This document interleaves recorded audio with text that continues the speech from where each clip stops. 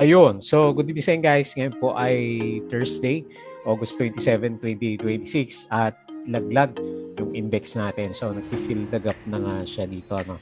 So, yun yung pinag-uusapan natin from the past few days. Lalo na kasi net foreign sell na naman. Ayan. So, medyo nag-alisan na para sa long weekends yung mga traders natin sa market. Pero hopefully, yan na yung huling buhos natin kasi patapos naman na for the week yung yung by Monday, no, yung ghost month natin dito. So holiday and then after nun September na, di ba? So hopefully by that time magbalikan na yung mga nagbakasyon na investors natin. So medyo malakas po yung pullback, negative 2.16 o 10%, 16%, negative 2.16% yung drop ng index. So malaki nga siya. And then meron tayong 2.32 billion net foreign sales. So marami talaga sa mga big caps binenta ng mga traders natin. And then nanguna sa net foreign sales si ICT kasi more than 1.2 billion yung kanyang pinaka-net foreign sell. Ayan, so nag-aalisan yung mga investors sa PSE market. Ayan, so anyway, random yung mga pag-uusapan natin na stocks for today's trading po natin. So sa global market, actually ganun din naman.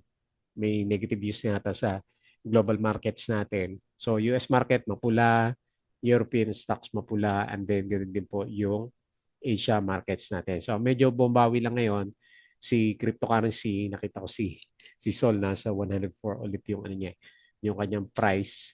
So bumabalik, umarangkada yung mga cryptocurrencies natin. Okay? So dito sa Philippine markets, na una sa lista natin si GEO, yung mga penny stocks gumagalaw. So nag-up siya ng 9%. So 77K net foreign sell, wala akong alam na balita sa kanya. And then si NRCP, nag-up din po siya ng 5.93%. Meron siyang 4.57 million net foreign buy. Tapos si Atlas, siguro yung mga mining maganda ulit, no? So 5.62%, meron siyang 46 million o 40 million net foreign buy. And then si PAL, gumagalaw, no? So pumitik siya ulit ng 4.08% second day. So 793K net foreign buy. Si CPG, medyo malakas yung drop, negative 9.59%. Meron siyang 652K net foreign sell pero ex-date, yun nga lang yung kanyang dividends is nasa lang 6.8%. So mas malaki yung binagsak niya kaysa dun sa dividends niya. Tapos si ICT, so ito yung nag-cause ng malakas na drop. So negative, laki negative 4.29%. Malapit na yata sa oversold si ICT and then 1.21 billion nga po yung kanyang pinaka-net foreign sell. Okay? Saklap naman. Thursday pa lang. Okay. So disclaimer naman sa mga bago sa channel natin, as usual, yung review is for education purposes lang po yan. So huwag mong gagamitin ito as a reason para mag-buy, sell, or hold ng stocks. May risk po kasi na involved sa market. As usual, due diligence na lang po ako ng stocks yung gusto mong bilhin. And then follow mo lang po ako dito sa ating Palabi Trader na YouTube channel para updated ka sa reviews. Ayan. Subscribe ka na lang po para sa mga regular reviews natin or kung gusto mo join ka dito sa trading group naman natin. Okay? So maraming salamat ulit sa mga viewers sa market. Company reviews, check mo na lang yung mga nag-aaral. Sample trades sa market, basic indicators, fundamentals risk management, and mga basic learnings po dito sa PSE market naman. Okay? At follow mo din po ako dito sa ating Palavi Trader. Crypto ko to para sa mga crypto-related vlogs, social media, Facebook account na Palavi Trader para updated ka sa mga posts or dito sa Facebook page. Yan. Tapos sa Twitter, konti lang yung balita. So wala naman ako nabasa na maliban kay lagi ko pinapanood sa gabi si yung impeachment case natin, no. So yun lang naman yung madalas na balita sa market. Okay? So tignan natin yung galawan, lahat pala ng index nalaglag pati si mining. So pinakamalakas sa drop is services. Yan, gawa ng ICT po. Nag-drop na 3.81%. And then si mining, si property pala pinakamababa, negative 0.58%. And then yung sumunod na malakas is finance, negative 1.67%. So masaklap kasi another 2.32 billion na net foreign sell. So confirm si ICT yung kalahati niya. Okay? So the board of PERT approves proposed term sheet for the sale of 35% equity. And then si East West Banking, meron siya 9 billion stock rights offering. The latest, ayan, nag-increase na naman ng um, rate hikes. Ayan. So, bad din para sa atin yan, syempre. Tapos, major decliners si ICT at saka si PLDT. Pati si Wilco, nag-drop din pala. Oh. So, ito yung bagong pre-close ng market. So, kahapon, nag-drop na yung US market natin. Okay? First up, alas 12 pa lang pala. Hindi ako nakatingin kanina eh. So, no opening, nagulat ako negative 0.8 kagad yung index. And then, after nun, hindi ko na siya tinignan. So, nag-drop pala ng 2%. First up pa lang ng trading natin. Okay. So, takbuhan. SM Prime expands 3 malls in Western Visayas. Si Bell, meron siya mga insider trades. Tapos si PLDT, deployed Starlink satellite. DHI classified plan merger with Indophil Resources. DMC, the hospitality arm of DMCI Homes, plans to integrate MICE facilities. MEC targets 12K room keys by 2032. RCR hits a 3-month low, dropping 4% after trading ex-dividend. SMPH will add about 70,000 square meters of gross floor areas across SMCP. East West, yan pa rin. Stock rights offering. GCash. Parang may date na to. May napost ako kanina. So, kailan mahal? 92.3 billion IPO. Okay. Tapos, ano bang balita? Ito siguro. So, Moody's cuts Philippine growth forecast to 3%. Ayan.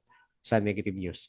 Trump claims US sanctions will win war over Iran as oil price sink. Iran and Oman still working on Strait Hormuz Accord, say senior Iranian source. Okay. GCash, IPO alert. So, hindi sinabi ko anong year eh. So, in-assume ko 2026 to. So, ang pinaka share offer period is October 6 to 12. Listing date, October 20. Ayan. Ba't walang year? So, ngayon ba to? This year ba to? Kasi, di ba, August, September, October. So, malamang this year, itong GCash IPO natin. Closing yan. MegaWorld targets nearly 12,000 hotel by 2032. Okay. Ito yung kahapon, no? 692 million net foreign sale. Okay? So, sobrang mahina. Cash is king during this time. Patalastas pa rin po sa mga gusto ng guide sa trading sa Philippine markets. Sali lang po kayo dito sa trading group naman natin. Okay? So, ngayon, punta tayo dito sa index. So, yun na nga, yung ayaw nating mangyari pero mangyayari talaga kasi diretso yung buhos ng foreigners dito sa PSE market. So, actually, yung pinaka-support natin is dito. So, para may range tayo na ganito, no? Lalo na ngayon, medyo pabagsak siya. Pero anyway, since ito yung sinusundan ko nung galawan natin during the reviews, so ilalagay ko na lang muna yung support sa 6,000 level. So hopefully, kung may magbalikan na foreigners bukas, kasi pa-oversold na rin si PSE, then pwedeng at least bounce pagdating ng long weekends natin. Assuming na may papasok na foreigners bukas. Yan. Hopefully, na-check out na yung mga bear holders. So, nag-close siya ng 6,004, negative 2.16%, and then 2.32 billion nga po na net foreign sale. Ayan, puro mapula. So, doon muna tayo sa mga winners, kahit pa paano, pero sa blue chips, ang daming bumagsak. So, titignan mo ICT minus 4, BDO minus 2.4, Metrobank minus 2.6, PLDT minus 4, Jollibee minus 2.7, ayan. Meralco minus 2.49. So, yung pinakamabibigat, laglagan po sa PSC market. Okay? So, yung mga winners, yung may volume na lang, PAX. Oh, okay. Hindi ko alam kung ano yung stocks to, PAXIS. Ayan. Hindi ko nakuha yan. Pero ang nakuha ko sa listahan ko si GEO is 9%. May mga galawan kasi siya eh. So, tignan natin yung mamaya. Next, NRCP 5.93%. Si Atlas 5.6. Breakout. Sino pa? Si Philippine Airlines 4.08. And then, Apo 2.8. 2.78%. So yan na yun. Yung iba, mga 1% na lang. Cebu, 1.79%. So, ang dami dito sa losers. So, nanguna nga po si CPG, gawa ng X-date. Ayan. Okay? So, binawi niya. ABA, minus 5.3%. Bumawi pabaliktad.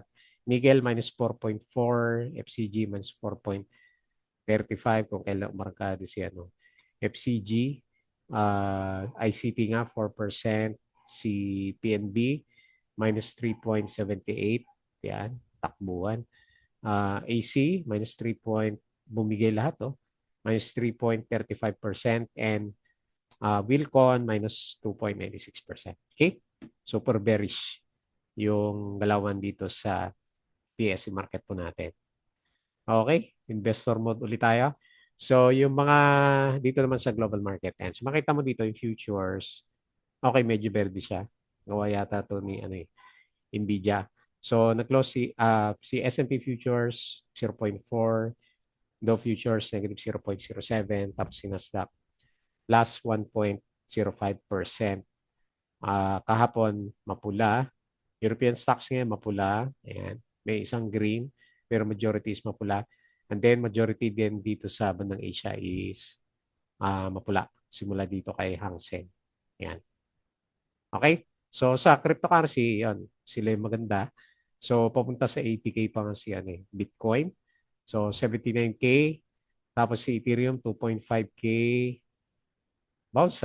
BNB 706, XRP 1.42, Sol 104, and then si Dodge 0.09. Okay? Congrats sa mga crypto na hawak pa. Ako nakapagbenta na ako nung isang araw pa. Okay? So, hopefully, gumalaw pa siya. So, balik tayo dito sa PSE index. Pag-usapan natin yung trending stocks. Okay, so unahin natin si parang JO. Ngayon lang ulit lumabas tong stock natin na to. So, wala naman tayong balita. Pero, yun nga, nagkakaroon siya ng price action. So, maganda ba yung earnings? Hindi.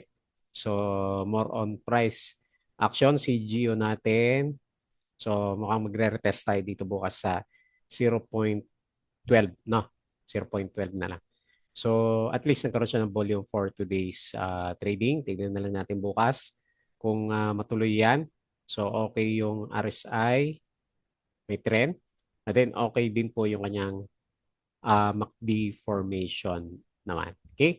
So, okay din yung galaw niya dito sa price action. So, nag-close tayo 0.1090, up siya ng 9%. And then, 77.85K net foreign sell. Okay? So, gumalaw si Gio. Laki na rin niya, 9%. Next, si NRCP. Alam ko si SCP yung di ba, maapektuhan dun sa allocation ng projects nitong si NRCP natin. So, breakout candle, hindi masyadong obvious, pero breakout candle tayo. And then, pinaka-next na resistance is meron tayo dito sa, meron tayo dito sa 1.36. Hopefully, diretso yan para sa mga holders natin kay NRCP. Okay. So, ang laki ng trend niya, no? So, ito yung earnings niya last time. Ayan, 41.45%. So, okay din yung earnings niya, di ba? So, yun yung madalas natin makita na mga pumipitik na stocks yung maganda yung earnings. So, watch out na lang kasi Friday bukas, no? 79.29 yung RSI level natin. Overbought. Na-close siya 1.25, up ng 5.93% and then 4.57 million net foreign buy. Okay? Next, Atlas Mining. Pero bago yan, ano yung galaw pala ng mga gold natin. Base dito, pullback pa rin siya ng konti. So, Atlas Mining, Ito, overbought ng overbought si ano eh. Atlas natin. Meron pa ba? Malayo na, no? Okay, nakalampas na. Okay, may resistance. So, mantakay mo nung 2013. Nilampasan na niya. Ayan. So, ibig sabihin kung investor tayo dito kay Atlas, panalong-panalo. Kasi ito yung average niya. Ayan, no? 200%, diba? 289. Congrats na lang po kung may nahuli ka dito. Okay? So, yung pinaka-support, hindi ko na po yung support level natin dito sa 16.58. Okay? So, watch out na rin kasi overbought na pero yun nga, umarangkado pa rin eh. Ang laki ng volume niya, 168 million. Dati wala, di ba? So, okay din. Overbought yung RSI level. Then, bullish, bumabalik sa bullish yung MACD formation natin. Okay? So, ganyan lang muna. Nag-close tayo 18.8, up siya ng 5.62% and then meron siyang 40.9 million. Laki eh. Net foreign buy. Next, Philippine Airlines. So, based dito sa galaw natin, mukhang gusto niya i-retest yung MA100. Yan. So, tignan natin kung mag-fill the gap siya dito sa mga gap areas. Yan. Tapos, ito yung support level natin. Lalakas ng volume niya. Yan o. Okay. Buhay si lilipad si Philippine Airlines. So, okay yung RSI overbought 74. Nag-close tayo 2.55 and then 4.08%. Meron tayong 793K. Net foreign buy. Next si CPG. So, na-timingan kasi ni CPG naman yung net foreign sell na malalakas. Kaya naapektuhan siya. Pero dito dapat yung niya, no? Kung 6%. Yan. MA100 yung opening price niya kanina. Pero hindi rin niya kinaya, no? So, support level yan. Hindi, resistance muna yung gap area natin kasi may dividends naman na 6.8%. So, yun nga lang, halos mag-oversold na yung RSI sa lakas ng drop kasi umabot siya ng negative 9.59%. Okay? So, 0.66, di bale, may dividends naman. And then, 652K net foreign sell. And then, lastly, si ICT. Ang ganda ng galaw na ito last time. Iniwan na si ICT natin. Di ba, ito yung billion-billion yung net foreign buy. Ayan. Napagod na yata si Tignan natin kung yan yung pinaka-support level natin sa kanya. May resistance dito pero sige dito ka na lang ilagay. Okay, optimistic. And siguro malapit na rin to kasi halos oversold na yung RSI level. And then okay naman yung earnings niya, di ba? 20 billion yung net income. So nag-close siya 881 minus 4.29% and yan 1.2 billion net foreign sell.